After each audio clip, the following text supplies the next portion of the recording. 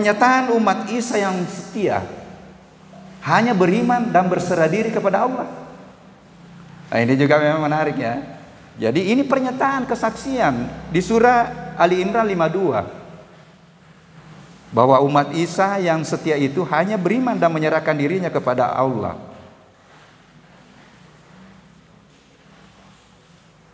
Nah, mungkin inilah ya mungkin menjadi bahan koreksi bagi saudara-saudara kita di luar kita itu.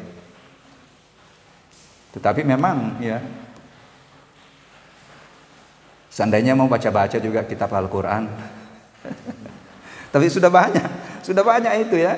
Saya pernah menatar itu di Kendari, ada dosen dari Manado, dia terus terang, Prof, saya suka sekali baca terjemahan Al-Quran. Saya bilang, enggak apa-apa kita baca, Bu. Sudah benar itu. Karena Quran turun bukan hanya untuk Islam, tetapi diturunkan untuk seluruh umat manusia. Dalam hatiku ini sudah tanda-tanda ini, mudah-mudahan dapat rahmat dari Allah. Ya. Dan saya gunakan juga, saya mengajar S3 yang 80% non-Islam. Itu saya juga coba dekati dengan itu ya. Karena saya mencoba menyuarakan spiritual management ya. Saya bilang referensinya itu kitab suci, Bu. Jadi tolong dicari, saya bilang tolong cari di Injil. Kalau tidak ada apa-apa di Injil, gunakan Al-Quran sebagai sumber referensi. Tidak apa-apa itu, karena Al-Quran saya bilang diturunkan untuk semua umat manusia.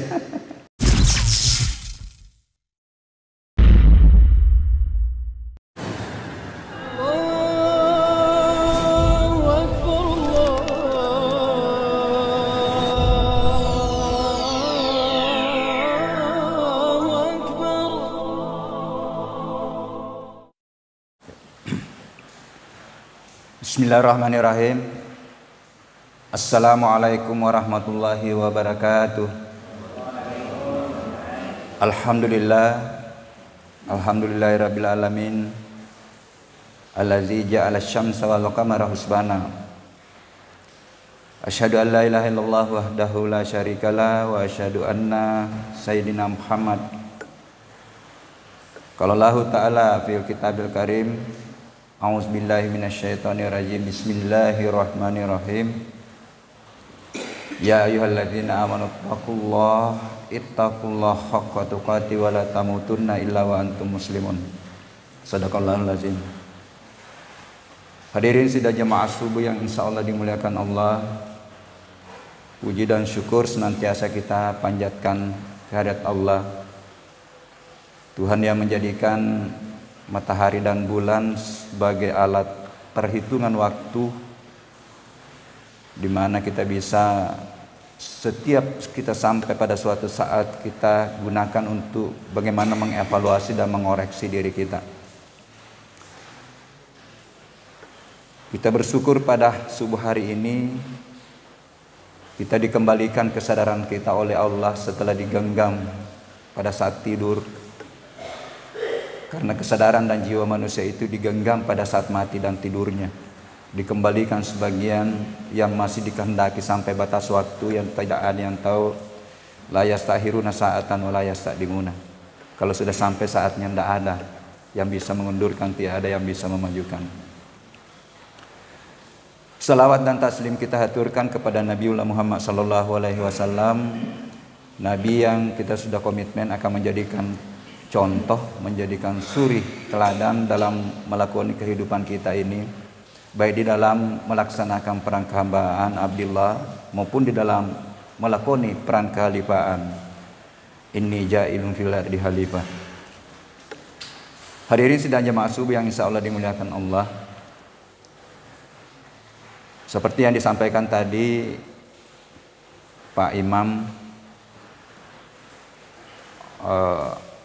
bahwa setiap hari subuh Selasa ini ada ceramah ya, saling mengingatkan dan sangat halus himbauannya bahwa yang tidak ada yang penting, kalau perlu tegas-tegas juga sedikit. Bahwa beragama ini adalah pilihan dan luar biasa. Semua pilihan-pilihan kedamaian, keselamatan sudah diberikan kita oleh Allah. Bagaimana mulianya salat jamaah, bagaimana mulianya salat subuh berjamaah. Guru Tak Kiai Haji Farid Waddi menyampaikan, seandainya tidak bisa kita salat jamaah di masjid selama 5 kali sehari semalam, pilihlah waktu satu dan yang paling luar biasa pahalanya adalah salat jamaah subuh. Bahkan disampaikan, ini pilihan sekali lagi, bahwa barang siapa yang ke masjid salat subuh berjamaah, kemudian setelah salat menunggu zikir, apakah baca Al-Quran atau zikir atau mendengarkan ceramah, menjalankan tausiah, ya, sampai masuk waktu syuruk, berdiri salat 2 rakaat, sama katanya pahalanya umrah sempurna. 3 kali diulang oleh Rasulullah. Saya merenung dari hadis itu, saya katakan betapa Allah betul itu maha adil. Karena hanya berapa persen yang bisa orang pergi umrah, haji, ya, yang dijamin surga. Hanya berapa persen, Indonesia saja hanya beberapa persen. Nah, rupanya ada jalan untuk bagaimana kita mendapatkan pahala sama dengan umrah haji. Ini yang saya katakan bahwa beragama ini sebenarnya luar biasa. Allah Maha Rahman kasih sayang kepada hambanya untuk bagaimana kita nanti menutup hidup kita dengan selamat, husnul khatimah. Hadirin sidang jamaah subuh yang insya Allah dimuliakan Allah, sesuai dengan judul, ya, Muslimun sebagai puncak kualitas keberagamaan. Ini sekali lagi konsisten dengan kurikulum yang saya pernah sampaikan. Pada pertemuan yang lalu kita sudah sampai membahas tangga kedua kualitas keberagamaan kita, yaitu takwa. Bukan hanya sekedar beriman, tetapi iman yang kuat yang melandasi aktivitas-aktivitas kebaikan kita, amalan saleh kita. Itulah sebenarnya yang disebut ketakwaan, yang selalu dianjurkan ditingkatkan sampai menduduki puncak, yaitu penyerahan diri, al-muslimun. Jadi rupanya inilah puncak. Ketika sudah mampu kita berserah diri, dan yang bisa mengukur adalah diri kita. Karena bersadar itu kan bisa berarti jangan mensyirikatkan Allah. Jangan-jangan sebenarnya masih banyak hal-hal yang kita lakukan justru seakan-akan menomorduakan Allah. Baik dengan cara berpikir, lebih-lebih lagi dalam cara bertindak. Baik yang terkait dengan kebijakan maupun yang terkait dengan hal-hal yang lain. Jangan-jangan selalu kita baca iyyaka na'budu wa iyyaka nasta'in, tetapi sebenarnya kita tidak minta tolong sepenuhnya kepada Allah. Tetapi ini mudah diucapkan, karena memang godaan-godaan setan itu ya boleh jadi sebenarnya kita mengambil suatu keputusan itu menomorduakan Allah, termasuk menyikapi persoalan yang selama sudah lebih 2 tahun ini, Corona. Boleh jadi. Kalau Guru Tak Pak Kiai Haji Farid Waddi dia sudah menyampaikan, termasuk Pak Bahar, Kiai Haji Bahar, kayaknya ini tinggal doa yang harus diperbanyak karena sudah dilakukan semua. Dan yang menarik di sini, yang pelajaran terkadang yang paling disiplin itu kena berkali-kali. Berarti ada sesuatu hal yang sebenarnya mungkin belum dioptimalkan pendekatannya. Ini ujian-ujian kehidupan semuanya. Nah, hadirin sidang jemaah subuh yang insya Allah dimuliakan Allah, muslimun yang berakar kata dari sin, lam, dan mim diulang 140 kali dalam Al-Quran dengan 16 turunan kata. 140 kali. Ya. Salah satunya langsung memang Islam. Islam itu 8 kali diulang Islam. Yang paling banyak diulang salamun, keselamatan. Silmi, udkhulu fis silmi kafa, itu hanya diulang 1 kali. Salah satu bentuk katanya adalah kata benda. Muslimun, muslimin itu diulang 39 kali dalam Al-Quran. Dan khusus muslimun, ya, yang ayat yang saya bacakan, yang saya katakan inilah jenjang tertinggi dari kualitas keberagaman kita. Itu diulang 16 kali. Yang bermakna orang yang berserah diri tunduk kepada perintah Allah. Itulah sebenarnya puncak berserah diri. Nah, yang diperintahkan oleh Allah dan nabi-nabi dan rasul sebelumnya. Tadi ayat ini kan berlaku umum. Ya ayyuhalladzina amanu ittaqullaha haqqa tuqatih wa la tamutunna illa wa antum muslimun. Ini berlaku umum yang merasa dirinya orang beriman. Di ayat lain surah Al-Baqarah 132, Ibrahim dan Yakub berwasiat kepada anaknya, la tamutunna illa wa antum muslimun. Janganlah kamu meninggalkan dunia ini sebelum kamu mampu berserah diri kepada Tuhan. Jadi perintah-perintah nabi-nabi sebelumnya, bagaimana menyerahkan diri kepada Allah. Begitu pula di surah Al-Baqarah ayat 133 itu juga diungkapkan Ibrahim, Ismail dan Ishak. Perjuangannya adalah bagaimana dia berserah diri hanya kepada Tuhan yang Maha Esa. Ini memang menjadi pembahasan-pembahasan karena terjemahan sederhana, ya. Kalau kita baca terjemahan itu muslimun itu Islam. Padahal yang dipanggil di sini ya sudah berislam sebenarnya. Jadi dari sekian banyak 149 tadi, memang hanya beberapa yang dirangkaikan diterjemahkan dengan muslim. Semuanya berserah diri, kemudian bagaimana menghadirkan kedamaian, ya. Nah, satu yang muslimun ini lengket pada Asmaul Husna. Ada satu yang lengket, Allah yang maha mendamaikan, yang maha menuntun kita untuk berserah diri. Hadirin sidang jamaah subuh yang insya Allah dimuliakan Allah. Di ayat lain, Nabi Musa hanya beriman dan berserah diri hanya kepada Allah. Yang menarik di ayat ini ada 2 ayat. Surah Al-Baqarah 136 dan surah Ali Imran 84. Bahwa Allah itu tidak membeda-bedakan Nabi dan Rasulnya.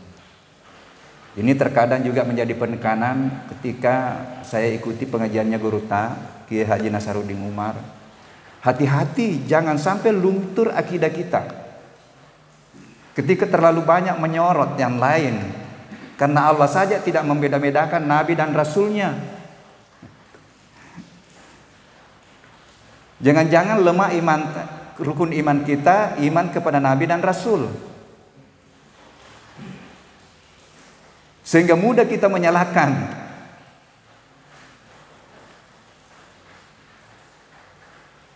Karena kalau kita yakin Allah tidak membeda-bedakan, ya boleh jadi juga umatnya tidak dibedakan dalam tanda petik. Tetapi dalam ranah keyakinan, kita yakinlah bahwa insya Allah kitalah yang umat yang terbaik. Karena itu juga bahasa Quran. Tetapi bagaimana menjadi umat terbaik? Jangan sampai kita hanya baca ayatnya. Karena iman ketakwaan harus diaplikasikan dalam kehidupan. Kita tahu bahwa kita dianjurkan beramal saleh, tetapi tidak memenuhi kriteria amal saleh. Kalau di Hidayah itu ada 4 kriteria katanya amal saleh.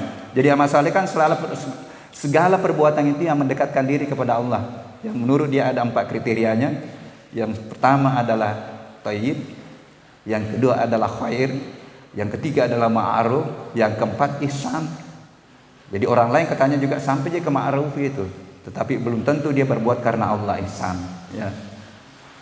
Ini bahan-bahan koreksi semua di dalam kita bagaimana menyikapi kehidupan beragama dan bermasyarakat.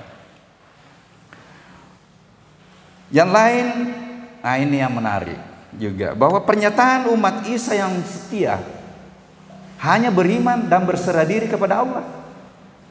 Nah ini juga memang menarik ya. Jadi ini pernyataan kesaksian di surah Ali Imran 52. Bahwa umat Isa yang setia itu hanya beriman dan menyerahkan dirinya kepada Allah.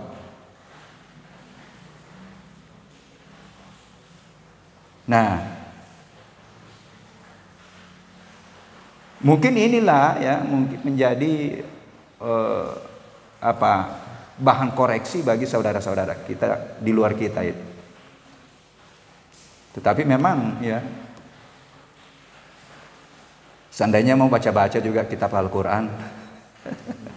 Tapi sudah banyak itu ya. Saya pernah menatar itu di Kendari, ada dosen dari Manado.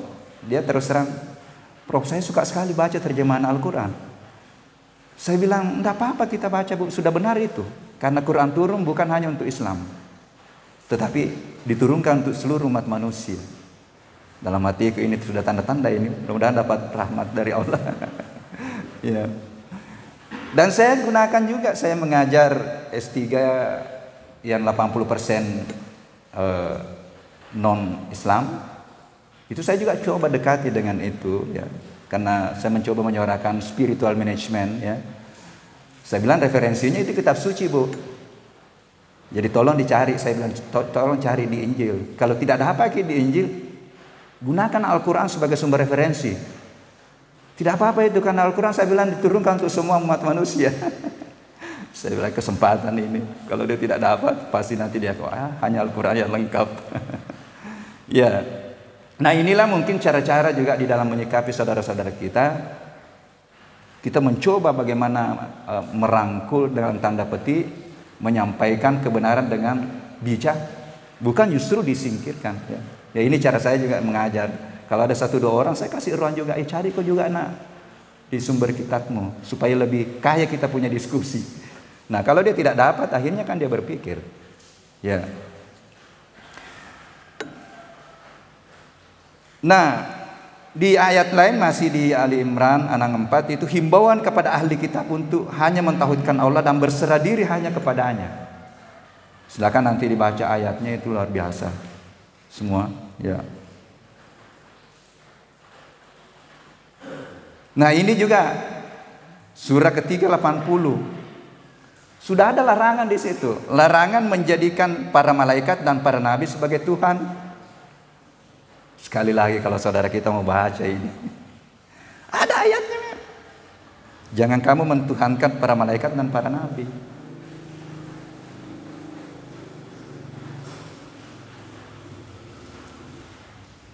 Nah di ayat lain masih tetap terkait dengan umat Isa. Kesaksian pengikut-pengikut Isa hanya berserah diri kepada Allah, hanya berserah diri kepada Tuhan Yang Maha Esa. Surah kelima Al-Maidah 111.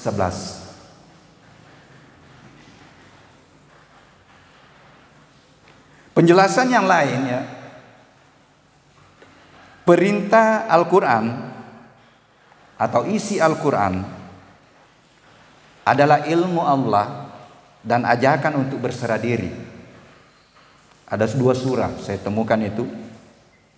Surah ke-11 ayat ke-14 dan surah 21 Anbiya 108. Jadi itu isinya Al-Quran, intinya di situ. Ajakan beriman dan ajakan untuk berserah diri. Karena nanti ini kita lanjutkan. Jadi pada kesempatan ini hanya baru saya sampaikan apa itu Al-Muslimun, dan nanti ini ujungnya dari pertemuan kita, mudah-mudahan kita panjang umur, bagaimana langkah-langkah untuk menuju ke sana. Bagaimana memformulasi kehidupan kita Tentu memformulasi dua hal tadi, kehambaan dan kehalifaan. Ya, karena dua-duanya ini harus ditata dengan benar ya. Ibadah dan muamalah itu harus ditata dengan benar. Dan yang masih kurang memang disentuh bagaimana kesadaran kita bahwa apapun profesi adalah jalan ruang untuk kita merebut kemuliaan di sisi Allah. Saya selalu mengulang-ulang ini karena terkadang ya terlupakan ketika orang diberikan jabatan, seakan-akan bukan jabatan itu digunakan sebagai ruang untuk bagaimana meningkatkan kualitas keimanan, ketakwaannya, lebih mendekatkan diri kepada Allah. Bukankah penegak hukum yang adil itu adalah dicintai oleh Allah? Jadi ini rahasia-rahasia sebenarnya, ini penggalan-penggalan ayat. Oh, rupanya kalau kita mau dicintai, salah satunya adalah kita berlaku adil. Nah, yang berlaku umum kesabaran, ini menjadi bahan koreksi juga bagi saya. Innallaha ma'as sabirin, sesungguhnya orang sabar itu bersama Allah. Berarti kalau masih suka marah-marah, berarti masih jauh kapan gitu. Jadi luar biasa, ini bahan menjadi koreksi-koreksi semua bagi kita. Nah, hadirin sidang jamaah subuh yang insya Allah dimuliakan Allah. Perintah untuk beriman dan berserah diri juga diungkap di surah 27:81. Kemudian surah 30 Ar-Rum 53, di situ juga diungkap. Nanti kita lihat semua itu ya. Nah, ada juga ayat yang menyampaikan bahwa perdebatan ahli kitab bahwa Tuhan itu hanya satu dan kepadanya lah kita akan kembali. Ini juga memang menjadi perdebatan. Berarti kalau Quran menyampaikan itu pasti tidak berhenti itu diskusinya. Jadi ruang-ruang diskusi perbedaan-perbedaan memang digambarkan oleh Allah. Itu adalah ujian untuk menyikapi. Karena tidak apa-apa kita berbeda, tetapi jangan cenderung menyalahkan. Sekali lagi bahwa hidup ini adalah pilihan, dan konsekuensi dari pilihan-pilihan kita itu sudah digambarkan juga oleh Allah. Hadirin sidang jamaah subuh yang insya Allah dimuliakan Allah. Karena puncak keberagaman ini semua kita cita-citakan, semua kita bermimpi untuk bagaimana menutup hidup kita. Karena memang kalau kita hubungkan dengan kualitas jiwa yang akan kembali bertanggung jawab, itu al-muslimun itu analog atau setara dengan jiwa al-mutmainnah. Jiwa al-mutmainnah yang sudah bisa diukur dengan pancaran atau getaran hati yang berada pada 200, lebih dari 200 Hz ya. Jadi gelombang itu kan getaran per detik, getaran hati per detik itu bisa diukur. Jadi orang yang ikhlas, orang yang khusyuk itu sekarang sudah bisa diukur. Ini luar biasa sebenarnya teknologi. Jadi teknologi itu nanti itu lebih memperkokoh keimanan kita. Nah, inilah yang saya coba suarakan bahwa ilmu yang kita pelajari, apakah itu dari kauliah atau kauniyah, itu bukan hanya menghasilkan pengetahuan dan keterampilan, tetapi lebih mengenal Tuhan dan jalan untuk mendekatkan diri kepada Tuhan. Ini paradigma pemikiran-pemikiran yang saya sampaikan dalam konteks pembelajaran. Jadi bukan hanya mencerdaskan anak didik, tetapi bagaimana kecerdasannya itu mengantar lebih mengenal Tuhan di balik apa yang kita ajarkan, dan dengan pengetahuannya itu lebih mendekatkan diri kepada Tuhan. Bagaimana mendekat? Kalau banyak ilmunya, banyak keterampilannya, kan banyak yang dia bisa perbuat. Khairun nas anfa'uhum linnas. Banyak yang dia bisa perbuat, berarti dia bisa lebih dekat kepada Tuhan. Nah, sehingga al-muslimu mencapai ini tidak mudah. Ini kan salah satu doa iftitah ya. Sudah masuk doa iftitah ya. Inna salati inna salat wa nusuki wa mahyaya wa mamati lillahi rabbil alamin.